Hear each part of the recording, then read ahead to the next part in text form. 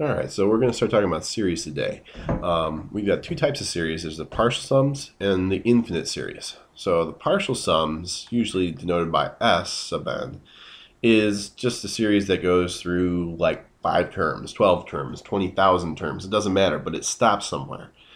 So S sub 3 would be A sub 1 plus A sub 2 plus A sub 3. The big difference between sequences and series is sequences just have commas between them, and series adds them all up.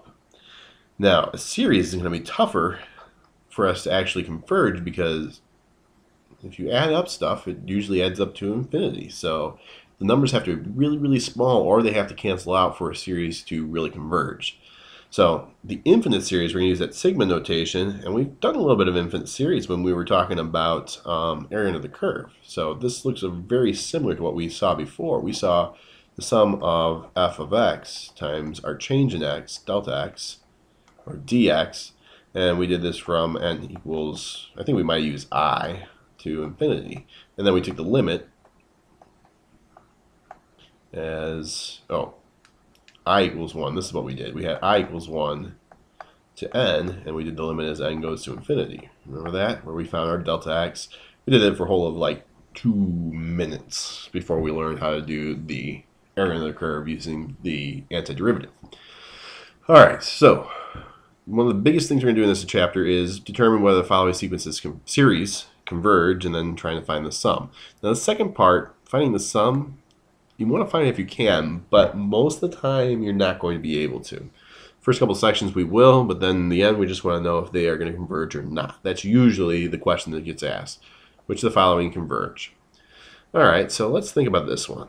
This one's kind of nifty. Let's just try to write out the terms, because you don't really know anything else right now. So we got to realize that we can have n go from 1, it could go from 0, it could start at 2, so be careful about where it starts. So n starting at 1, so we end up with a half, and then plus, sorry, not comma, and then if I put in 2, I get 1/4, plus 1/8, plus 1/16, plus 1/32, etc., etc., etc.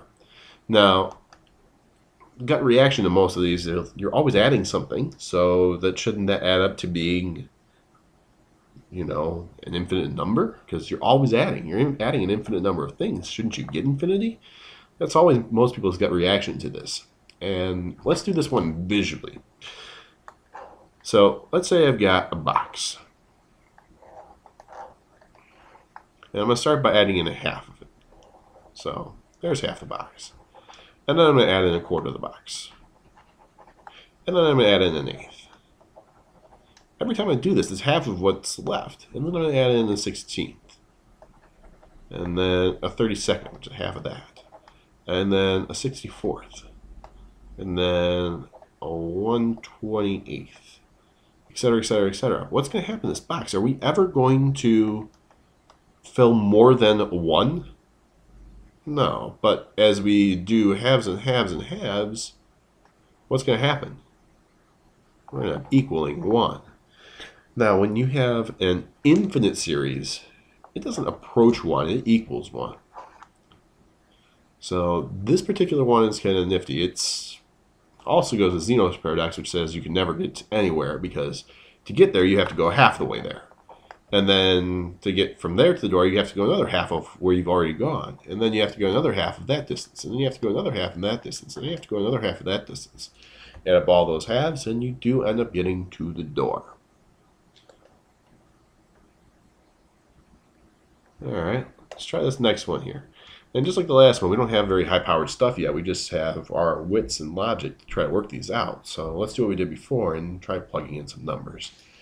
So if I plug in 1, I end up with, well, 1/1 times 2, so 1/2, right? Plus, and then I get 1/2 times 3, which is 1/6, plus 1/3 times 4, 1/12.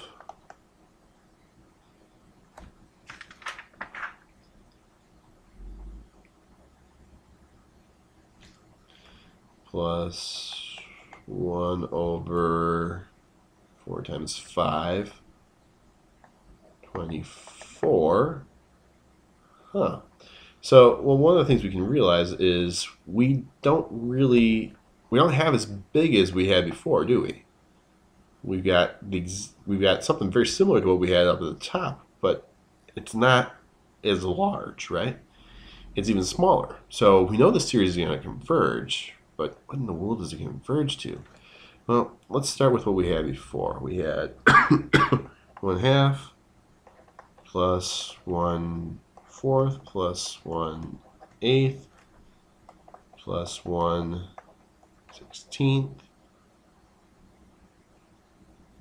I'm going to come back to this one in a second. Got to think about it. Next idea that we're going to talk about is geometric series.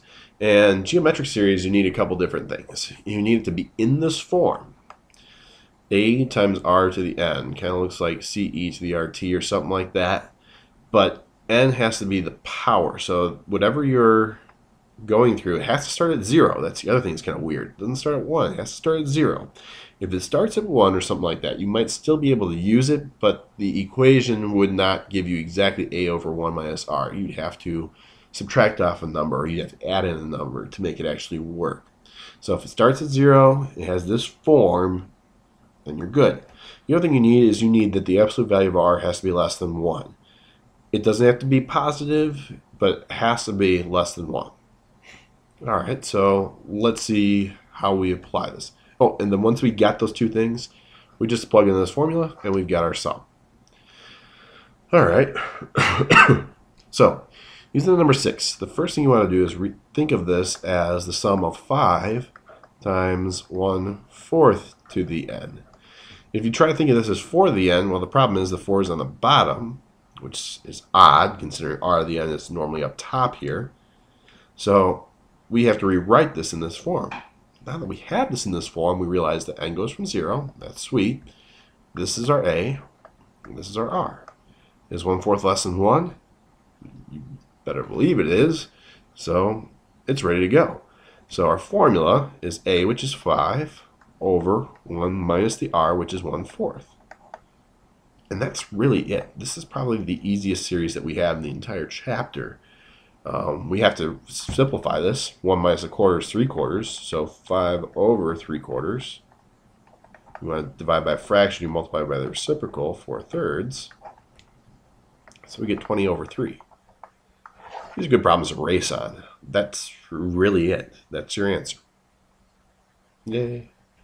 So looking at the next one, first thing we recognize is it's in the right form, but our r, which is 5/4, is not less than 1. So this one's going to diverge.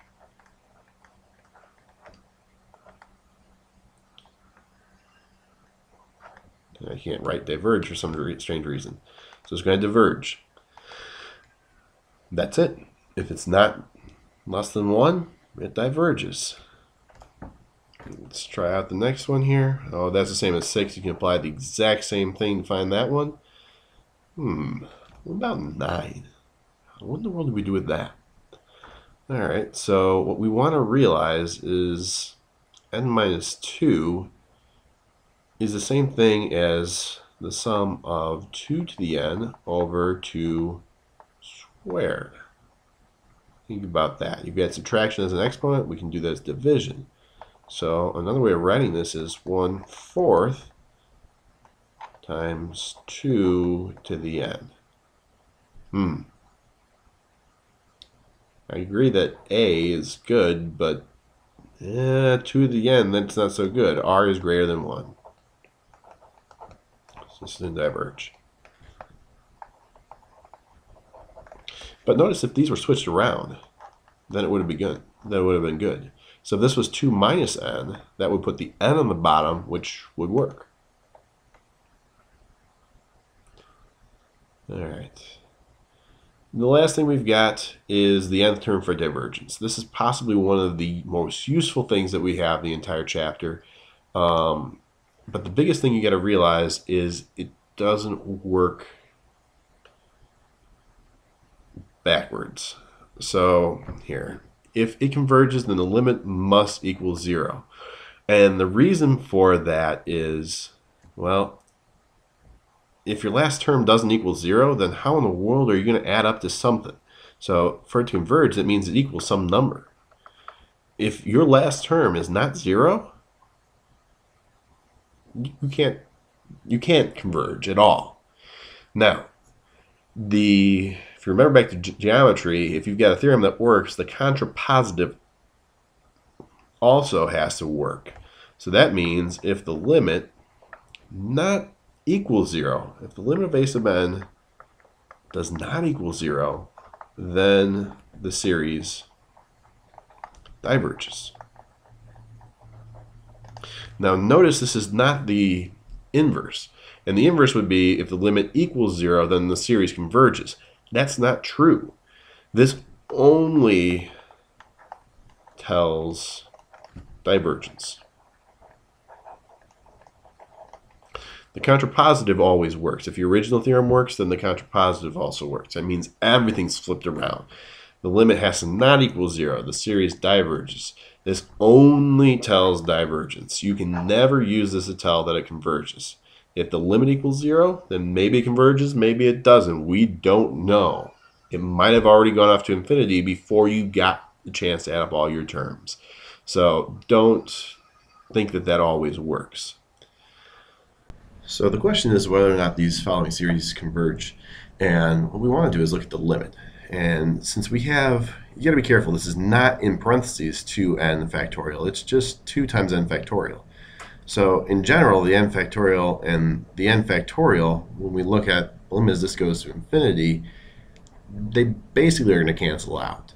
So what are we going to end up with is like the 1/2 out front. So the limit of a sub n does not equal 0. So that tells us it diverges. It doesn't equal 0, sorry, not equal to 0. So the nth term test does not really tell us whether it converges. It really just tells us whether it diverges or not. So in the second version, the limit of 1 over n, that does approach 0 as n goes to infinity. However, that's not really what the nth term tells us. It doesn't say that if the limit equals 0, it converges. It just says that if the limit doesn't equal 0, then it diverges. So in this case, we don't know.